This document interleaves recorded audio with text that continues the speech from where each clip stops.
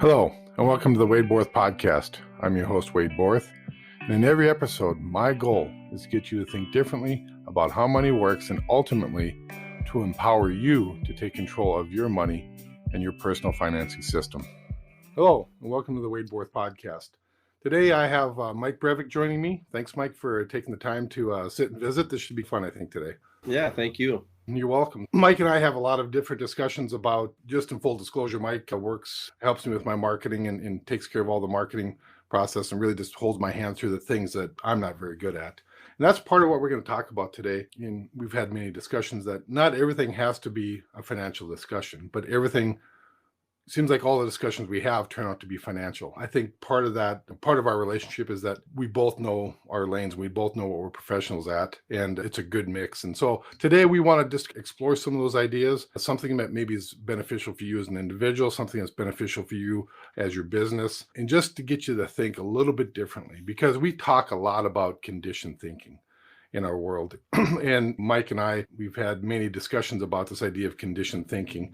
And the whole idea is that if you want the same results as everybody else, then you'll go along with the process that's been taught to you. But if you want something different, if you want a freedom, if you want a choice, then you have to. It's imperative that you think differently than everybody else, at least a little bit differently in certain areas. And that doesn't come by making decisions in a vacuum, but that comes by making decisions with seasoned professionals around you. And I was taught a long time ago, if you want to make a change in life, typically the best changes, but there's two ways that changes happen.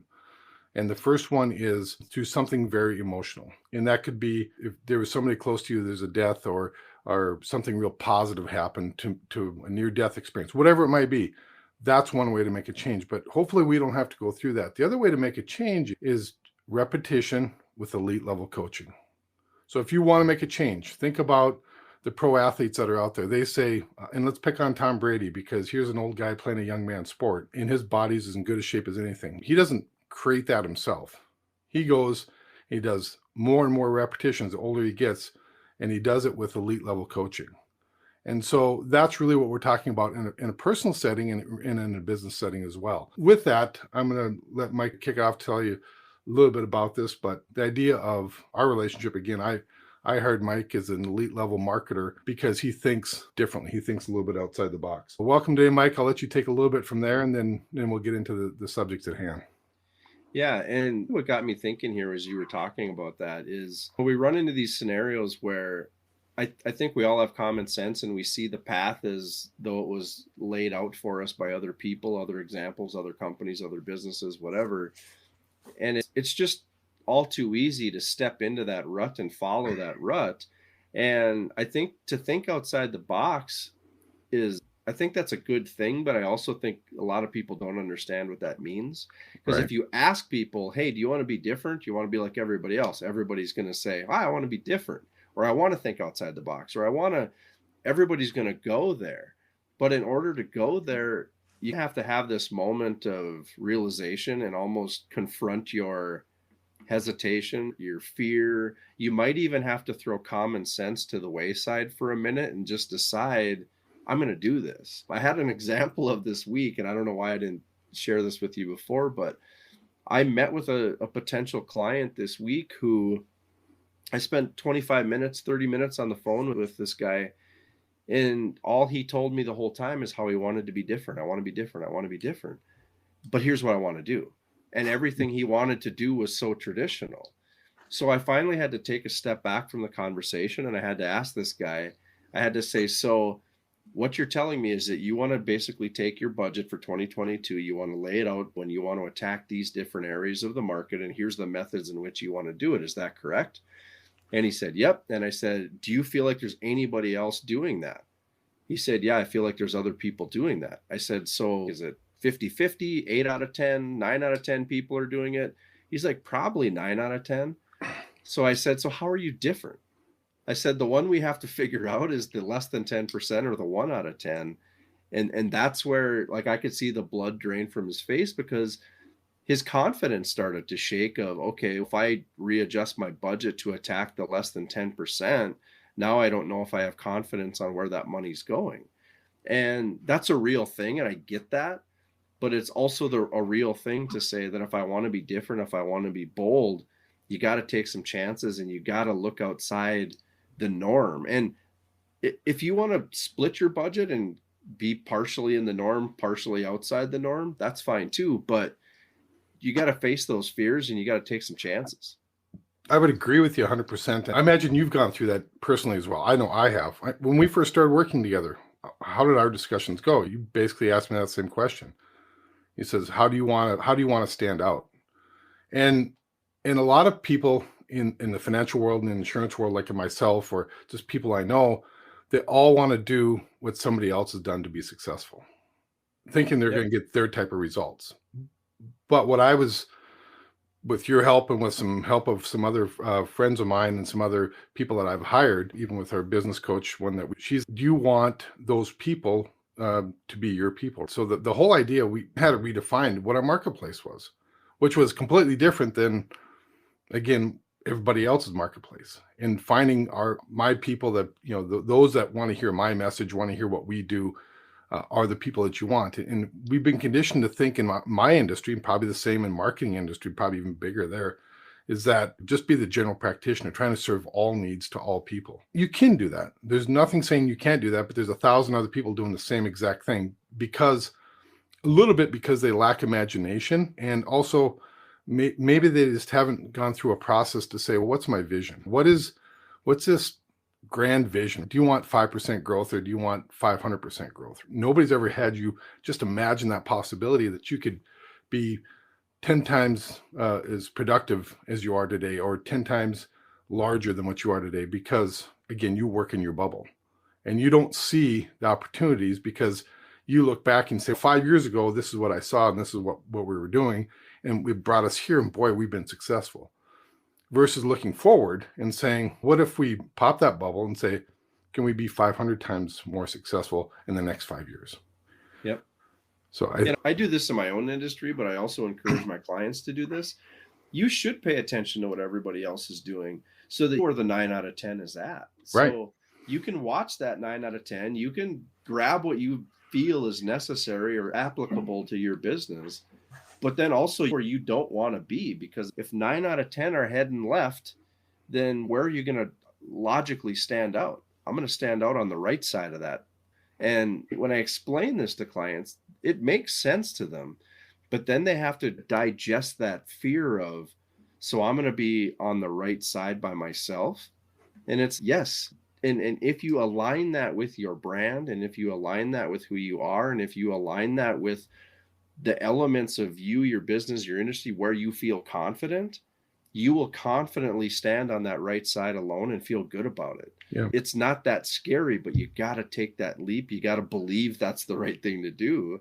And always ask yourself, what's the worst that's going to happen? Yeah. So everybody goes left, I stay right. If it doesn't work, then I go back to left, I rethink it, and I come back to the right when I have a different idea or a different opportunity. But to just not do it, to be paralyzed by that fear, I wouldn't call it a death sentence, but you're definitely lowering your ceiling of opportunity. Yep. That goes back to the whole idea of being that general practitioner, or do you want to be a vascular surgeon or a neurosurgeon? So they always say the riches are in the niches. And the way you find niches are I think it's finding who you are, what your passion is, what your desire is, and then saying, can that passion, desire, that goal, or that person that I am within, the perfect person that I want to be, or my business wants to be, can it serve a need that's out there? And say, okay, I want to serve that need.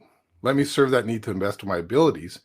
And it's a little bit scary because it's maybe never been done, or it's been done so little that there's very little track record of people being successful. I use the whole idea of, I'm in the insurance industry, and we can do the same thing that thousands of other people in our industry have done. Or we can say, let's take a look at this idea called infinite banking, and let's go there. There's not a lot of us actually doing it and doing it correctly, but we can go there and we can serve a huge amount of people, giving them the freedom and giving them the control that they want. Now, is it for everybody? No. I'm going to tell you that you're going to lose. And you and I have had this discussion about traditional marketing, right? Traditional marketing throws a lot of stuff up on the wall, and they see what sticks, and they say, we're successful because we got a 60% stick rate. Yeah. Wouldn't it be better? And that's like shotgun hunting, right? So you're out there, you're using a scatter gun, you're going everywhere. But what if you're laser focused? What if you have that rifle that says, okay, this is exactly the marketplace. This is exactly who I am. This is the people I want to serve. And you can reach those exact people at the exact right time. Isn't that more efficient? But everybody wants to have that scatter because I think part of it is they don't know who they are, and they don't know who they want to serve, and they don't know what direction they want to head, and they don't know their vision or their goals. Yeah, it reminds me of that Anchorman quote when he talks about it works 100% of the time, 60% of the time. And it's, yeah, but that's great if you only focus on that 60, but then there's that 40 out there that who knows what that looks like. And to your kind of your point about IBC, working with IBC practitioners or working with yourself, there's a hurdle there that has to be jumped with the IBC concept and how it's different than traditional, wealth management, investments, those kinds of things. But then what I always try to tell my clients, and you and I have had many conversations about this, if they don't like you, if they don't like your brand, and if your authenticity isn't coming through, it really doesn't matter what you're selling. You could be selling IBC or gold bars or anything. Gold bars or whoopee cushions. It really doesn't matter. They're not buying from you. So you have to take what you do, which in this case is IBC, and you have to figure out how to make that work in your brand and your ecosystem and your authentic version of how you want to approach this. And that's where authenticity, opportunity, the risk piece, being different, that's where that the ingredients of that soup all come together. And all of a sudden they're like, oh my God, Wade knows what he's talking about. He thinks different. I love what he's doing. What are you selling? IBC? Talk to me. Like they're already pre-sold with the fact that they're falling in love with your process, your brand, and who you are as a person. Right. And I think it falls in love with that scratch that they haven't been able to itch either. So that's what we're talking about, is like everybody's giving them the superficial products or the talk, but nobody really reaches down to saying, what is it you really want? And so finding what that ultimate need or desire is from that individual, and then say, okay, we can scratch that. And if it's out of our lane, quite frankly, I've told a lot of people, I said, if you're not into thinking long term, if you're not into me empowering you to take control of the banking function in your life or your financial career, I don't want to do it for you. But there's a lot of people that want it done for them. And we kind of lay that out up front. We do that in our marketing. We do that in everything we do. And those people aren't any less important. They got to find the person that's going to serve their need. But the person that wants true control, the person that wants to take control of this function in their life is a person that I want to work with. And so what we find is we're talking to a lot less people, but the people we are talking to, we're making a much bigger impact on, because the time we're spending is a lot more efficient. Yeah, I would say in most businesses, and this is how I break it down to people I'm talking to, clients, whatever, is there's a practicality to whatever it is you do, whether you're a plumber or a wealth strategist or a marketing person, there's a practicality to what we do. I do marketing, I do graphic design, I do web design, there's just a very black and white practicality to that piece of what I do. Then there's another piece that I very subtly and subliminally try to seek. How do I reach people's emotions? How do I find that thing that they don't even know they're looking for? How do I answer the questions that they don't know how to ask? How do I present this in a way that helps them see it for what it is and to make that light bulb go off? Because if I tried to explain it from a practical, logical nature, they wouldn't get it. So there's a practical side and there's a very subliminal side to what we do to get them to fall in love with our brand. That's the part people ignore because they're caught up in the X's and O's all the time. And don't get me wrong, those X's and O's, those numbers, they matter, but so does this other piece. Right. Well, I think, that goes back to what we said initially, is that when you engage in with people that what I call elite level coaching, how many times, Mike, have you steered me to doing things that's been uncomfortable for me, that in essence, I just have to trust you? And we've had this discussion many times. I'm like, I don't get it, but Mike, you're saying it's important, so let's engage in that conversation. Maybe speak to that a little bit, because I think everybody goes through that terror barrier, that fear factor, as it were, when it comes to either spending money or doing things that are not conventional. And maybe share a couple of those experiences that you and I've had from your perspective, that you had to walk me through the doorway. And there's many of them, because again, Mike has been, he's been that light for me that nobody else in the marketing world was, because everybody else had the same conventional do this, spend your dollars here and you're going to get results. Okay, again, how does that serve my particular need? And then nobody could really answer that. They just said, well, that's what the numbers say. That's what the marketing industry is telling us to do. So go ahead and do it. Do it because you trust me, or do it because that's what the books say, or is because it really is going to make you a much better person, a much better business. Yeah. Is every time a number? No, I don't know. I'm just kidding. No, what I will say though is like the fear, the hesitation, the kind of the complacency that comes with some of these things we're talking about, it's completely normal. So it's not necessarily a knock on anybody, a knock on Wade. Like it is so normal that this is the rut that people fall in. So when I meet them and start talking to them, they're almost apologetic about it. And it's, you've fallen into the machine of how it's traditionally done, and there's nothing wrong with that. But now that you've recognized I need something different, now is where we have to start thinking outside the box. And like for Wade personally, as we've gone through the back and forth of a lot of these different things, you've always asked the good question of, well, what does this mean for me? How's this going to change the outcome? What's the cost?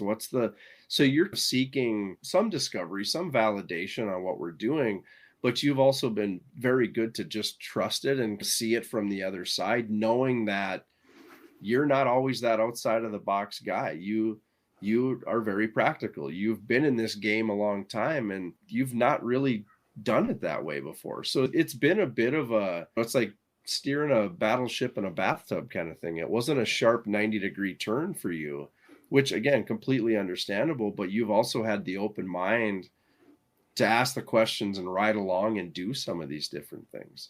Yeah. Like I would say, to compliment to you is, I would say the most abstract thing for you, and one of the things that's taken you furthest since we started working together, is the adoption and the acceptance of branding. Your acceptance of branding and how that can change the storefront of Sagewell strategy of Wade Borth, I think has changed things considerably for you and given you a lot of different leverage points in your own marketing to now super cool, unique things with your client gifts or marketing campaigns or website evolution or whatever it is, where prior to that you had only a couple tools in your toolbox. Now you have several.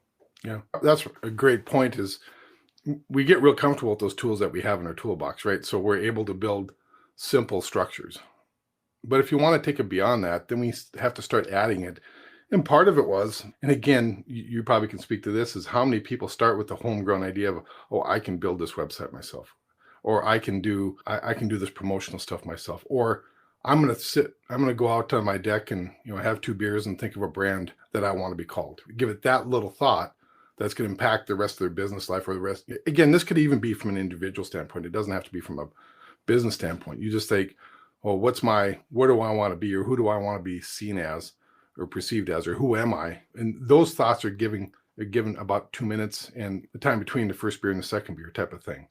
But when you have to do that, and again, you could probably talk to this about maybe a lot of the different clients, but just because we did it that way in the past, does that take us to where we want to be? And I think the answer most of the time is no, right? It was what we think we can do because and I have a couple friends that are military and they've been taught time and time again, go out and do it yourself, find a way to adapt and overcome type of attitude, which is great. But at the end of the day, sometimes that doesn't serve us real well when there's professionals out there that can do things for us. But we're so hesitant about engaging those professionals. I think a lot of times it's because they don't understand who we are. And again, a lot of times we don't even know who we are ourselves. And so it makes it real difficult. When I first came to you, I wasn't sure where we wanted to go. So that was the hard part, is I didn't have a vision. And I think I was just in the process of trying to figure out this vision for the next 5, 10, 15, 20 years of who I wanted to be, who I wanted to serve, what my goals and values were. And it was probably a little bit more difficult for you because when you have a blank slate, it's very difficult for you to build something around as well. But you did a good job of walking me through, asking great questions about, what is it you want to do? Who do you want to talk to? Who's your ideal client? All the things that I thought I knew until somebody asks you that question, then you have to verbalize it. And then it becomes, okay, let's have this thought process go on. Yeah, I think it's a couple things. One is that a lot of people task themselves with, I don't want to bring in somebody, or I don't want to do all this stuff if I can't articulate my vision. And it's who says you have to be the guy to articulate the vision? Yeah. You're paralyzing your own process because you're waiting for yourself to develop an answer that maybe it's not coming. So maybe you're not that guy. So like when I work with clients, or like even with you, the vision's inside of you somewhere. You just can't get at it. You don't know how to put it together. You don't know how to pull those pieces.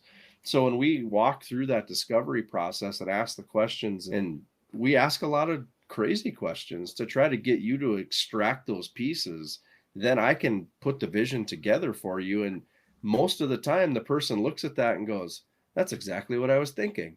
And that's the answer. Like, because if you just waited for it to develop from inside you, it just wouldn't show up.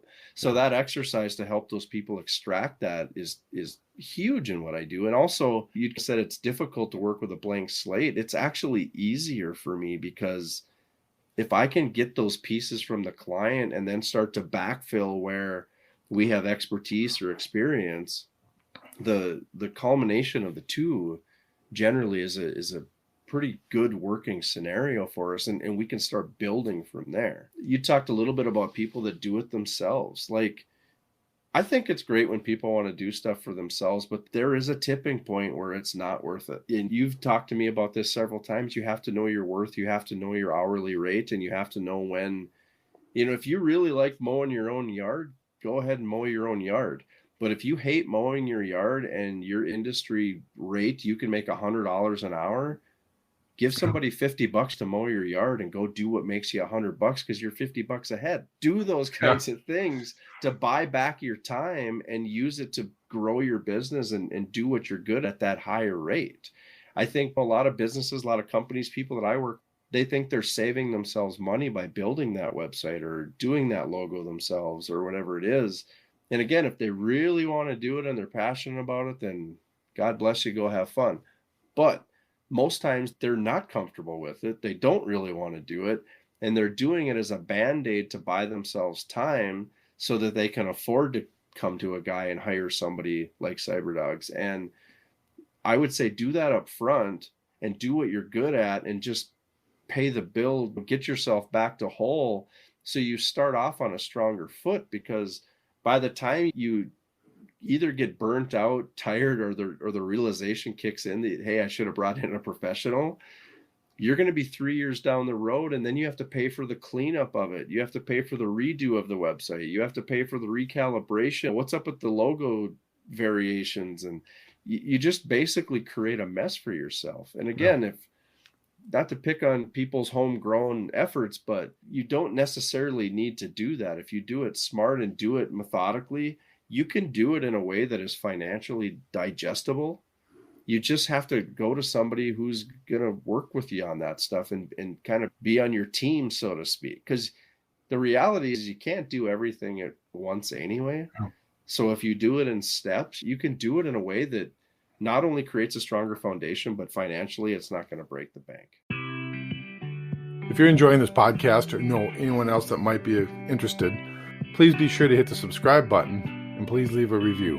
This will help this podcast reach and help more people by ranking higher in searches and ultimately help more people get out of financial bondage. And don't be afraid to share this podcast with your friends and family, as we can be easily found on Apple Podcasts and Spotify.